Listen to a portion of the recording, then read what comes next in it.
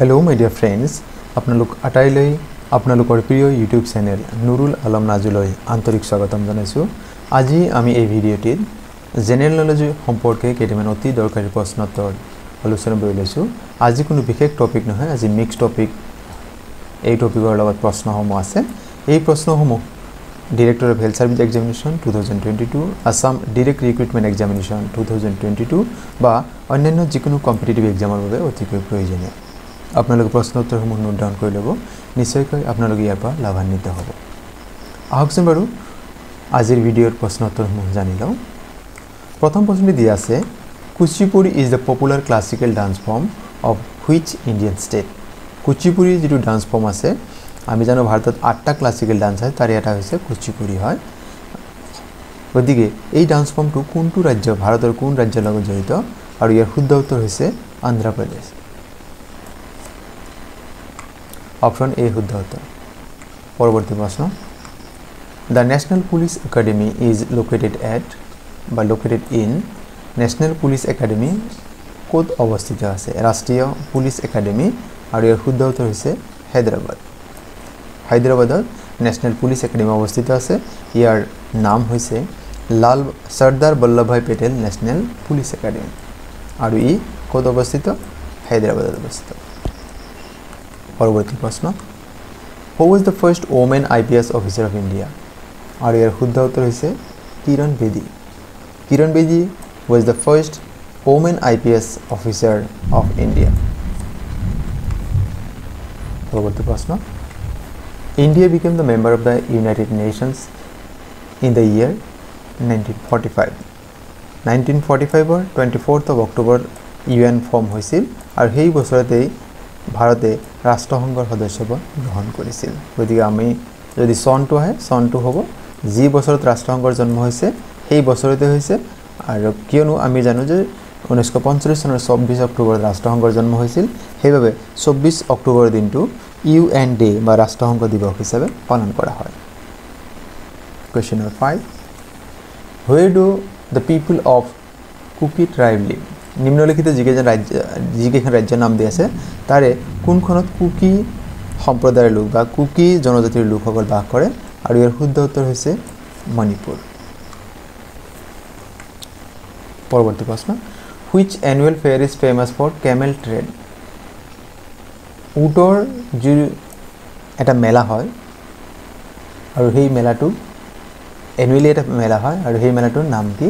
ইয়াত শুদ্ধ উত্তৰ হৈছে পুষ্কৰ মেলা। পুষ্কৰ মেলা কি হয়? প্ৰত্যেক বছৰে হয়, আৰু ই 5 দিনলৈকে চলে। কাতি মাহৰ যিটো অসমীয়া কাতি মাহ আছে, কাতি মাহৰ পৰা কাৰ্তিক পূৰ্ণিমা যিটো আছে সেই পূৰ্ণিমা 5 দিনলৈকে মেলা চলে, আৰু ই বাৰ্ষিক উৎসৱ হয়। পৰৱৰ্তী প্ৰশ্ন, which state of India first approve the GST bill? GST বিধেয়ক বাস্তৱত ৰূপায়ণ কৰিছিল ভাৰতৰ কোন ৰাজ্যই পোনপ্ৰথমবাৰৰ বাবে? আৰু আনচাৰ হৈছে আছাম। অসমে প্ৰথমতে এপ্লাই কৰিছিল, আৰু 1 জুলাই 2017 পৰা GST বিল অসমে এপ্লাই কৰি আহিছে। পৰৱৰ্তী প্ৰশ্ন, when was RBI নেশ্যনেলাইজড? RBI reserve bank of India কেতিয়া ৰাষ্ট্ৰীয়কৰণ কৰা হৈছিল? 1949 চনত, 1949। পৰৱৰ্তী প্ৰশ্ন, who is the first Indian women to climb the mount Everest? Mount Everest আৰোহণ কৰি প্ৰথম ভাৰতীয় মহিলাৰ নাম হৈছে বসেন্দ্ৰী পাল। পৰৱৰ্তী প্ৰশ্ন, who is the first governor general of independent India? স্বাধীন ভাৰতৰ প্ৰথমগৰাকী গভৰ্ণৰ জেনেৰেল কোন আছিল? উত্তৰ হ'ব লৰ্ড মাউণ্ট বেটেন। আৰু যদি কয় who is the first Indian first and last governor general independent India from India, ভাৰতীয় ব্যক্তি যিজন গভৰ্ণৰ জেনেৰেল আছিল সেইজন হ'ব, সেই ব্যক্তিগৰাকী হ'ব C Rajagopalachari, Chakravarti Rajagopalachari. Question number 11, when is the international literacy day observed annually by UNESCO? ইউনেস্কোৰ দ্বাৰা কোন দিনটো আন্তঃৰাষ্ট্ৰীয় সাক্ষৰতা দিৱস হিচাপে পালন কৰা হয়? উত্তৰ হ'ব 8 ছেপ্টেম্বৰ। 8 ছেপ্টেম্বৰৰ দিনটো ইণ্টাৰনেশ্যনেল লিটাৰেচি ডে পালন কৰা হয়। Question number 12, When was the National Institute of Transforming India আয়োগ ফৰ্ম নীতি আয়োগ কেতিয়া গঠন কৰা হৈছিল আৰু শুদ্ধ উত্তৰ হৈছে 1st of January 2015 2015 চনৰ 1 জানুৱাৰীৰ পৰা আৰম্ভ কৰা হৈছে আপোনাক কেতিয়াবা নীতিৰ ফুল ফৰ্মটো দিব পাৰে what does NITI stand for তেতিয়া হ'ব National Institute for Transforming India আৰু যদি কয় who is the chairman of the নীতি আয়োগ তেতিয়া হ'ব যিজন প্ৰাইম মিনিষ্টাৰ যিদৰে প্ল্যানিং কমিশনৰ চেয়াৰম্যান প্ৰধানমন্ত্ৰী আছিল নীতি আয়োগ কাৰণ নীতি আয়োগটো হৈছে প্ল্যানিং কমিশন ৰিপ্লেস কৰা এটা ইনষ্টিটিউশন হয় Question number 13 Who among the following was the founder of Brahmo Samaj Brahmo সমাজৰ প্ৰতিষ্ঠাতা কোন ইয়াৰ উত্তৰ হৈছে ৰাজা ৰামমোহন ৰয়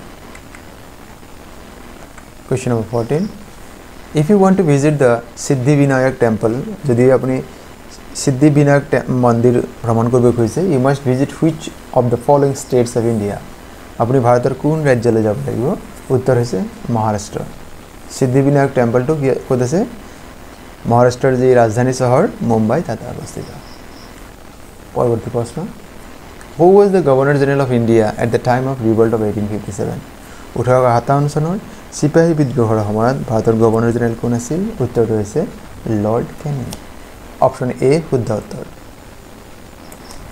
পৰৱৰ্তী প্ৰশ্ন Who among the following was responsible for Jallianwala Bagh massacre জালিয়ানৱালাবাগৰ হত্যাকাণ্ডৰ লগত নিম্নলিখিত কোনগৰাকী ব্যক্তিক জগৰীয়া কৰিব পাৰি উত্তৰ হৈছে জেনাৰেল ডায়াৰ কাৰণ জেনাৰেল ডায়াৰৰ নিৰ্দেশ মতে সেই শান্তিপূৰ্ণভাৱে সমবেত হোৱা জনতাৰ ওপৰত গুলি বৰ্ষণ কৰা হৈছিল অপচন সি শুদ্ধ উত্তৰ পৰৱৰ্তী প্ৰশ্ন When did Mahatma Gandhi started the salt satyagraha লোন সত্যাগ্ৰহ মহাত্মা গান্ধী কেতিয়া আৰম্ভ কৰিছিল 1930 চন তেওঁ দাণ্ডিৰ পৰা সাবৰমতীৰ পৰা দাণ্ডিলৈকে গৈছিল আৰু সেইকাৰণে কয় সাবৰমতী কি দাণ্ডি যাত্ৰা বুলি কোৱা হয় এইখিনি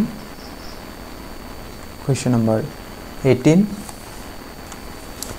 18 প্ৰশ্ন দিয়া আছে Who is the first chief election commissioner of India আৰু শুদ্ধ উত্তৰ হৈছে সুকুমাৰ সেন আৰু তেওঁ 1950 আমি সকলোৱে জানো যে ইলেকশন কমিশন গঠন হৈছিল 1950 চনত আৰু তাৰ প্ৰথম গৰাকী যিজন চিফ ইলেকশন কমিশনাৰ CIC বুলি কোৱা হয় CEC চিফ ইলেকশন কমিশনাৰ তেওঁ হৈছে সুকুমাৰ সেন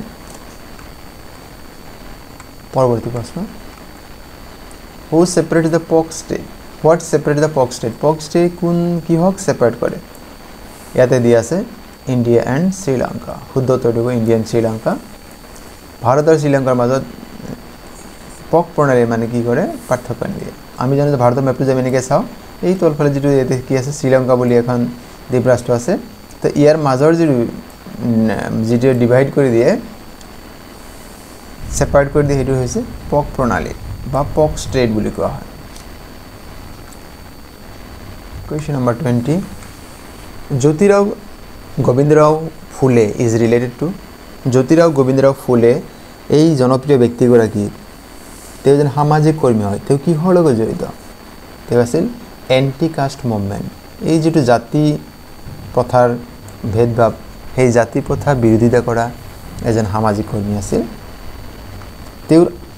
তেওঁক মহাত্মা জ্যোতিবা ফুলে বুলিও জনা যায় তেওঁ মহাৰাষ্ট্ৰৰ হয় মোৰ বন্ধু বান্ধৱীসকল আজিৰ ভিডিঅ'ৰ বিষয়বস্তু আপোনালোকে কেনেপালে জনাব বুলি আশা থাকিল আৰু কিমান স্কোৰ কৰিছে 20 ৰ ভিতৰত আপুনি কিমানটা নিজে কৰিব পাৰিছে মোক জনাব কমেন্ট যোগে আৰু আপোনালোকলৈ অনুৰোধ আপোনালোকে যদি প্ৰথমবাৰলৈ মোৰ চেনেলটি চাই আছে চেনেলটি সাবস্ক্ৰাইব কৰি বুলি আশা থাকিল আৰু আজিৰ এই ভিডিঅ'টি আপোনালোকে সম্পূৰ্ণকৈ চোৱাৰ বাবে আপোনালোকলৈ অশেষ ধন্যবাদ